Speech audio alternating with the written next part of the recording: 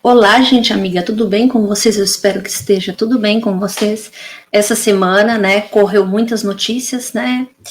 E como a gente sabe, semana que vem a gente vai ter o julgamento, né, final do Bolsonaro com resultado no dia 12 de setembro. Então, aparentemente, está havendo bastante restrições no sentido de quem vai entrar em Brasília ou não, porque a gente sabe que vai ocorrer protestos, provavelmente no dia 7 de setembro, que é um dia marcado para ter eventos no DF também. Mas, apesar de tudo isso, apesar de todas as situações que estão ocorrendo no Brasil, o mundo todo está voltado também para esse evento, né, que vai acontecer o julgamento do Bolsonaro na semana que vem. Mas é engraçado que a The Economist, que esse é o assunto que eu quero conversar, é o seguinte, a The Economist, para quem não sabe, é uma revista bem antiga, né, bastante liberal, até demais, inglesa. E a gente sabe muito bem que na outra vez, na outra vez que aconteceu foi o seguinte, a revista tinha publicado duras críticas contra o Alexandre de Moraes, né, sobre a situação da intervenção dele ou não ao direito de expressão. Escreveram um artigo bem pesado falando dessa notícia, né, desse evento, onde ele estava realmente pautando as notícias. Naquele tempo ele estava sendo visto como um empecilho para a democracia, e aparentemente eles deram um giro, não 360, que seria um giro que voltaria para o mesmo lugar, mas o que está acontecendo é que o Alexandre de Moraes agora está sendo apaziguado pelo The Economist. Talvez o editorial deles tiveram mais informações não vinda de bolsonaristas, vinda de fontes fidedignas, então de uma pesquisa maior. Então eles deram para trás dessa situação e viram mesmo o que está vendo uma comparação contra o regime do Donald Trump, até porque essa é a crítica da revista. A revista está tentando criticar o Donald Trump, mostrando que aqui nos Estados Unidos não é uma democracia, e que, eu sempre falo isso, o Brasil tem sim instituições mais fortes que aqui, e talvez porque nós passamos por ditaduras, então isso aí, eu digo ditaduras porque antes mesmo de 64 a gente sempre teve intervenção de alguma forma militar no Brasil.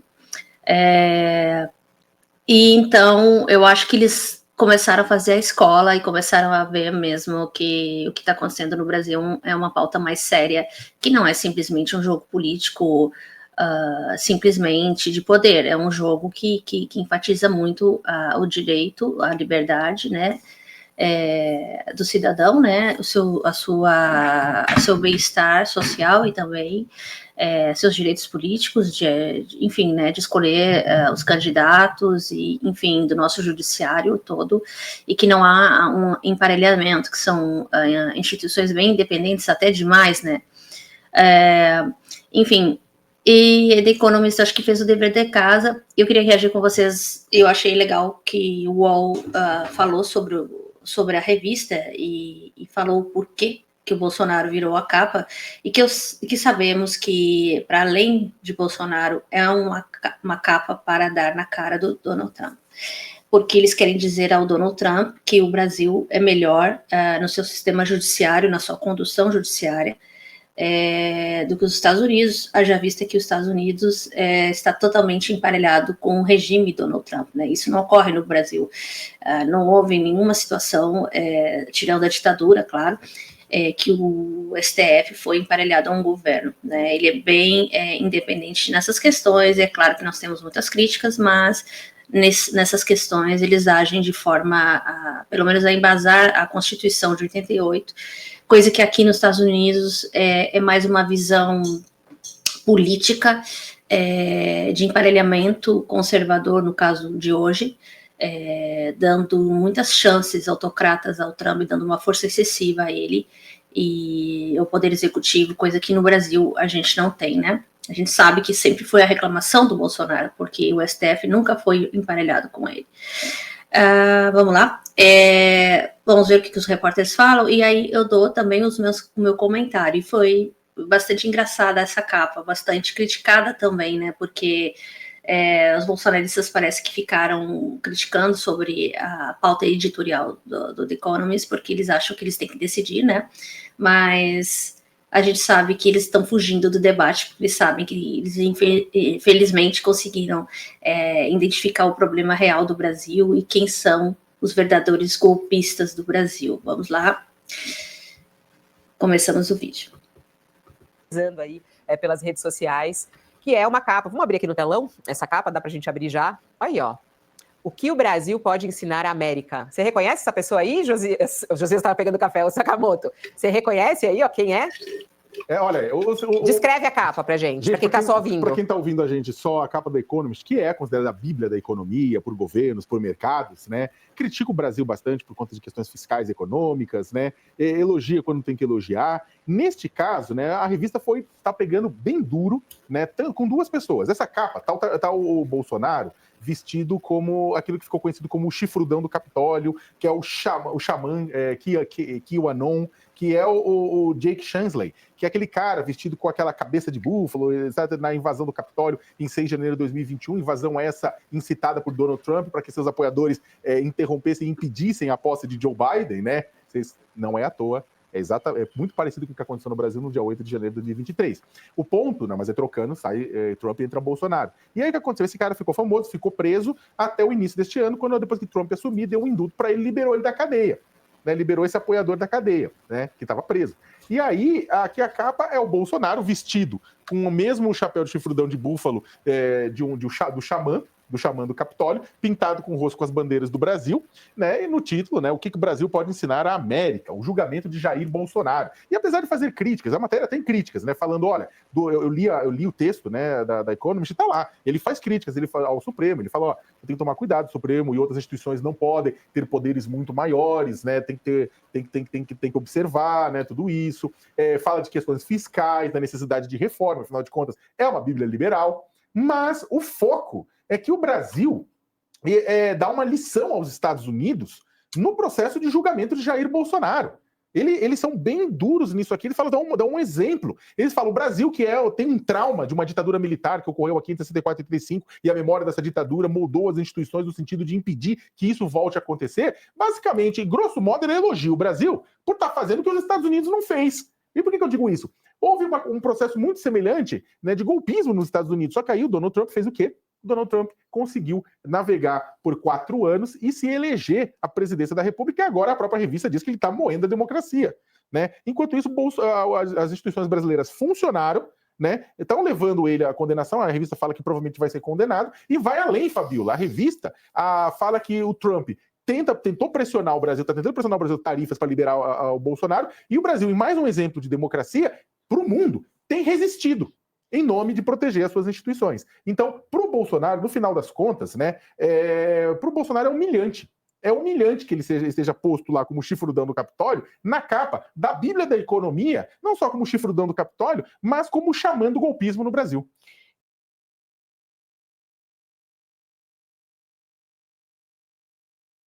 Essa revista é totalmente reclamada por todos os economistas do mundo, então, especialmente para os liberais, ultraliberais, enfim, é um suporte grandioso nas notícias do mundo quando se fala de capitalismo e economia mundial. E para esse setor é bastante alarmante, porque mostra mais uma vez a importância de um sistema judiciário funcionar num país para que a economia não tenha problemas, e a independência também do setor econômico de um país, como aqui o poder executivo de Donald Trump quer se meter no Fed, que é totalmente independente né, do regime executivo americano. Ele tem a sua própria ordem, é quase que um próprio país, né, que seria o Banco Central americano. Né, ele está solapando as leis e tentando despedir a Cooks, etc. Então, ele está tentando fazer coisas que não estão na legislação, justamente para poder contrapor essa independência, o que está oscilando bastante aqui na cotação do dólar. Mas, para além disso, a revista The Economist, ela é um vetor muito importante da economia mundial, como eu já falei, e quando ele faz uma capa realmente fazendo graça, digamos assim, graça e crítica, né, ao mesmo tempo do trumpismo e do bolsonarismo, com o uso do Bolsonaro, porque agora ele é a peça central para se desvendar todo o esquema golpista no qual ele perpetuou no Brasil, junto com a sua massa ideológica. E colocar ele como um xamã, né, que foi para não dizer outra coisa, né, protesto que houve no dia 6 de janeiro aqui, 2020, que foi a invasão do Capitólio, e com esse xamã lá dentro, ele chamou muita atenção, né, porque ele estava usando uma roupa que seria aqui dos povos originários americanos, de forma a contestar e americanizar esse protesto de forma ultra radical. Hoje ele está solto, porque o Donald Trump, quando entrou no governo, ele enfim, soltou todos esses manifestantes, no qual ele ordenou que fosse feita a invasão, o golpe dele, e aparentemente ele, hoje em dia, esse cara específico não apoia mais Donald Trump. Por quê? Por que não apoia mais? Porque o Donald Trump fez muitas promessas, e uma das promessas era abrir os arquivos do Epstein, né? Então, como ele ainda não abriu, ele ficou bastante bravo, assim como uma grande parte do trumpismo está bastante crítico ao Donald Trump, né? Até porque ele está sendo criticado no mundo inteiro, e isso não é bom para os Estados Unidos, não é bom para a economia americana. Mas eu vou desdobrar mais os assuntos que estão acontecendo aqui, nessa parte do setor econômico americano, em um outro vídeo, porque isso já é uma outra pauta, né, com o Fed, né, com o Federal Reserve aqui. Então, isso vai ser para um outro vídeo. Mas, para falar dessa revista, é importante a gente lembrar de que ela é muito importante, mesmo quando ela não é do nosso alinhamento mais progressista ou da esquerda, mas é importante saber de que eles estão fazendo seu dever de casa e aprendendo que o Brasil, sim, pode ensinar em muito os Estados Unidos no seu sistema bipartite e de poder legislativo e de poderes, enfim, né, dos poderes da nação, das instituições brasileiras que têm força e de independência e de ação, mesmo com todos os embargos que o próprio governo está tendo agora, com o Ale Magnitsky, contra o Alexandre de Moraes e contra outros ministros também do STF que estão sendo prejudicados sem visto, etc.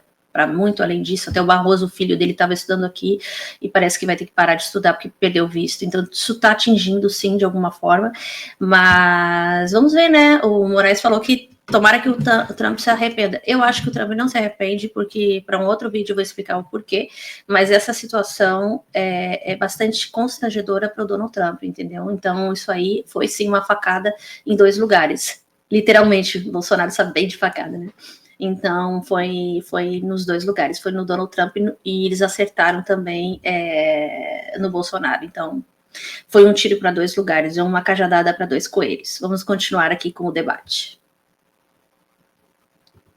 Eu acho interessante, né, porque essa é uma revista britânica, como você falou, que tem esse peso econômico, e, de certa maneira, ela traz uma provocação aos Estados Unidos, né, porque no resumo do artigo, que o Sakamoto fez muito bem, ela afirma, e até na manchete, volta para a capa dela aqui, né, como o Brasil pode dar uma lição de democracia e maturidade democrática, achei curioso isso, para os Estados Unidos, né, para o continente americano. E a avaliação desse artigo é que os Estados Unidos e o Brasil estão trocando de lugar.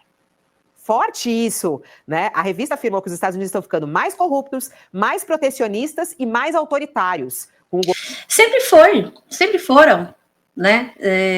Acontece que eles têm um lobby tão forte aqui que eles conseguiram cover everything, né? Covered everything. Eles tentaram tapar tudo aqui. Mas eles sempre tiveram isso. E essa pretensão dos americanos acharem que são os donos do mundo, isso é bem antes do Donald Trump. Donald Trump está só acentuando e colocando isso de forma bem não velada, mostrando realmente na cara da população mundial, não só do seu povo aqui, de que eles são, né?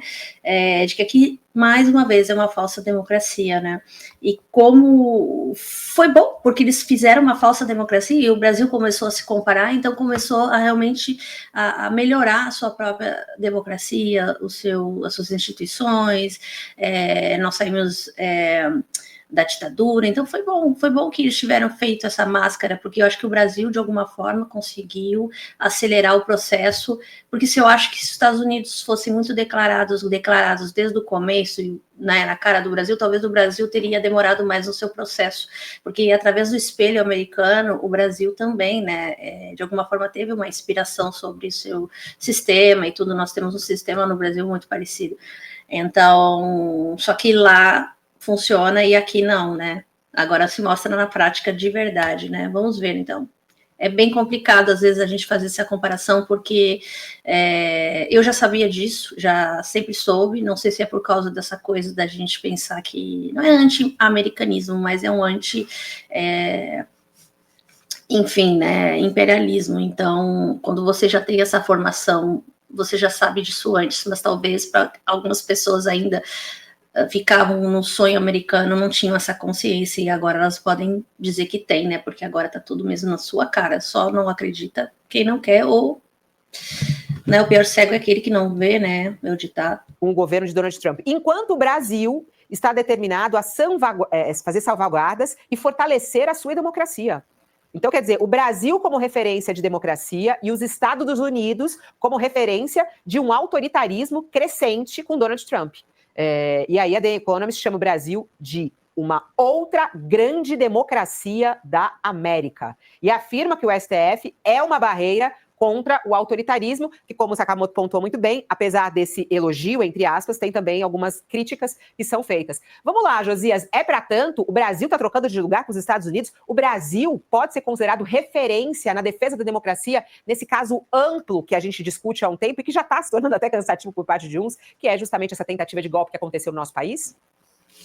Sem nenhuma dúvida, nessa matéria democrática, o Brasil está dando lição. Não só aos Estados Unidos, mas dando lição a outros países que estão agora submetidos a líderes com pendores autocráticos, né? E há muita semelhança entre o 6 de janeiro de 2021 nos Estados Unidos, aquela invasão ao Capitólio, ao Legislativo dos Estados Unidos, e o nosso 8 de janeiro de 2023. Muitas semelhanças. Nós fizemos exatamente isso que eu acabei de falar, nós sempre nos inspiramos nos Estados Unidos, e não poderia ser menor a comparação, né? Melhor explicada, até melhor dizendo, porque a comparação é essa mesmo. O alinhamento do Bolsonaro com o trumpismo é muito evidente, a gente vê isso aí abertamente.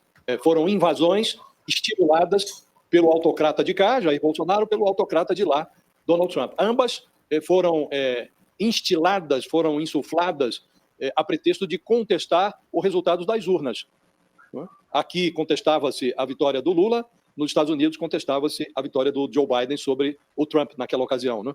E o resultado foi absolutamente diverso. E eu digo, Fabiola, e venho acentuando isso há muito tempo, que não são apenas as instituições brasileiras que estão dando lição.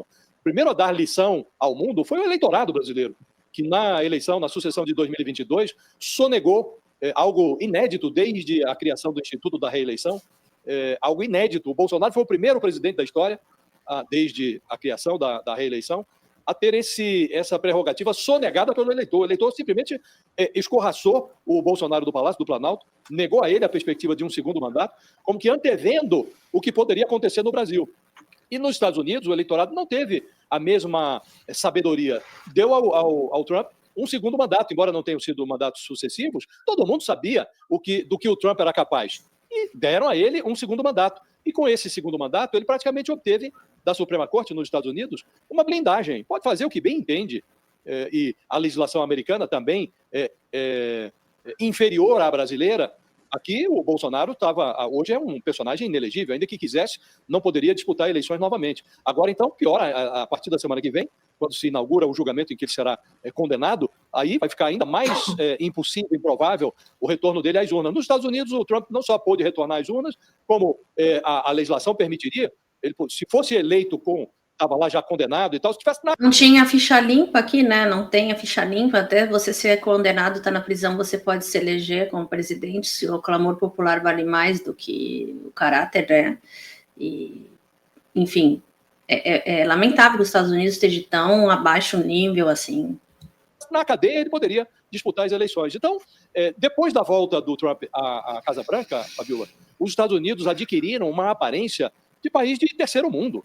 Então, hoje, os Estados Unidos... Quem deu essa característica são os ingleses e os americanos sobre o que são países de terceiro mundo, e republiquetas e tudo isso aí é característica do imperialismo, de colocar países que estão em desenvolvimento ou subdesenvolvimento, como eles falam, no lixo da história, né, como países que têm a sua política junto com a sua economia muito defasada, são maiorias de maioria autocrata.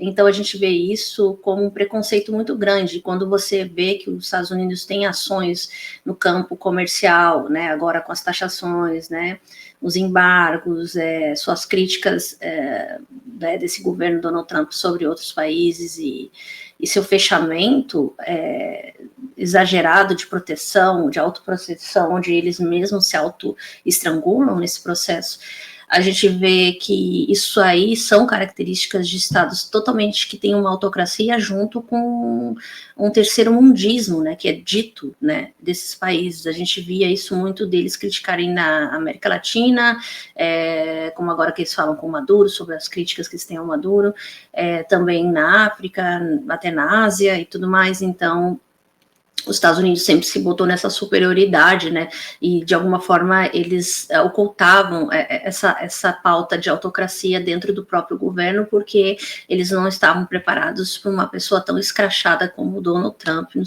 né, nas suas conjecturas, no seu modo de fazer a política internacional. Então, isso deve feder muito, né, para eles, porque é justamente aquilo que eles criaram, esse preconceito, para justificar os embargos a países de terceiro mundo. Agora todo mundo, de uma forma indireta, está fazendo um embargo contra os Estados Unidos, ou pelo menos estão pensando em fazer, né, porque isso já é uma grande coisa. Os Estados Unidos, que se consideravam referência democrática, persegue adversários, desrespeita instituições, tem lá um imperador na Casa Branca que promove um intervencionismo inédito, coisa de autocrata de quinta categoria, e está fazendo e acontecendo no mundo, desvirtuando o cenário internacional em termos comerciais, e está dando contra-exemplo a países que conseguem conservar sua democracia. Então, sim, Fabíola, nessa matéria, o Brasil está dando aula aos Estados Unidos.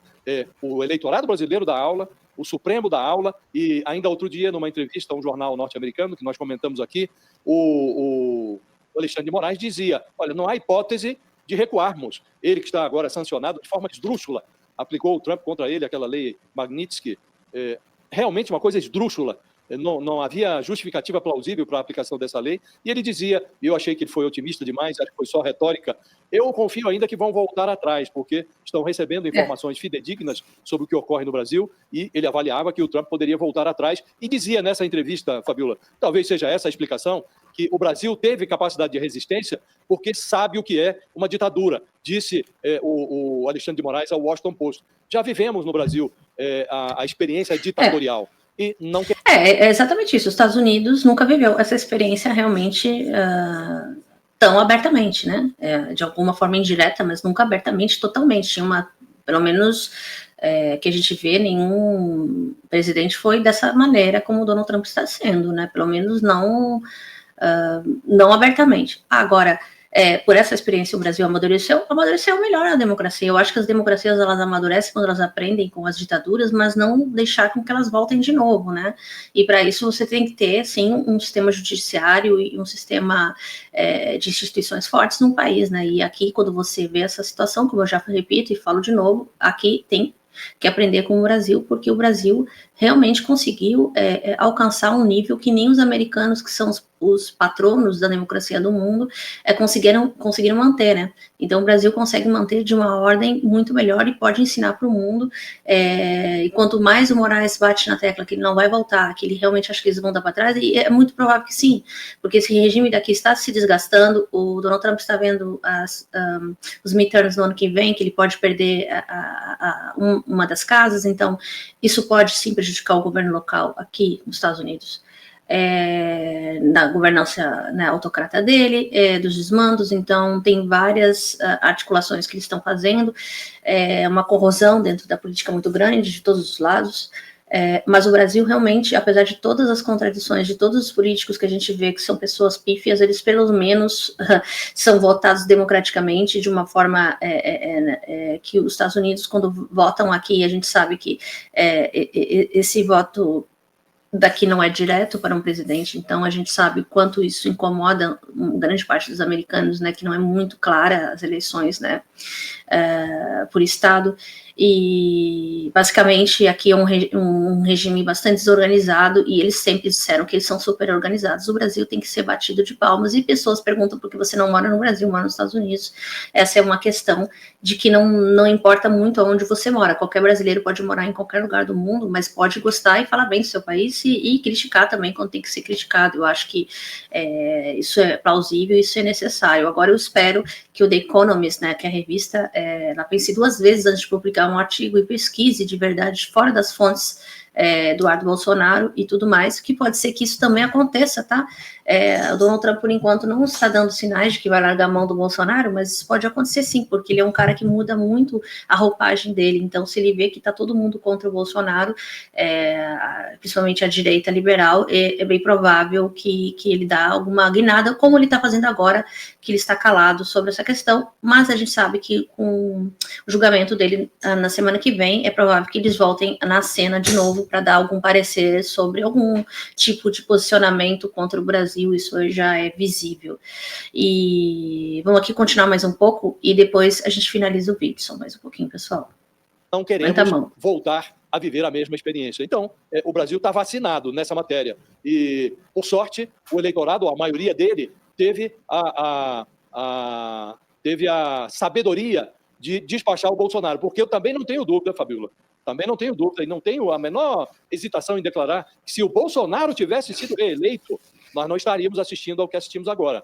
Não sei se esse processo teria avançado. Ouso dizer que o Bolsonaro não seria réu hoje no Supremo Tribunal Federal, não fosse o resultado de 2022. Portanto, não se pode sonegar ao eleitor brasileiro o reconhecimento desse mérito. Que não fosse o resultado de 2022, a derrota, o Bolsonaro estaria hoje governando, impondo ao Brasil os seus pendores autocráticos e não seria réu no Supremo. Aliás, esse é um bom ponto de partida de reflexão para o julgamento do Bolsonaro, né, Josias? Por que Bolsonaro está sendo julgado, né? Porque o 8 de janeiro, que foi justamente uma resposta da derrota de Bolsonaro nas urnas, é que foi o início da descoberta de tudo o que aconteceu no período do governo de Bolsonaro e que está lá nos autos, neste momento, sendo analisado, né? Porque muita gente fala, mas é só o 8 de janeiro. Não, o 8 de janeiro, ele aconteceu entre outros episódios que fazem parte dessa investigação. Aliás, é exatamente isso que a revista The Economist coloca no seu abre, quando fala sobre Bolsonaro e falando sobre o Brasil sendo um exemplo para os Estados Unidos na democracia. Isso que é muito curioso, muita gente comentando aqui, falou, vou comprar a revista. Será que já está na banca, Sakamoto, revista?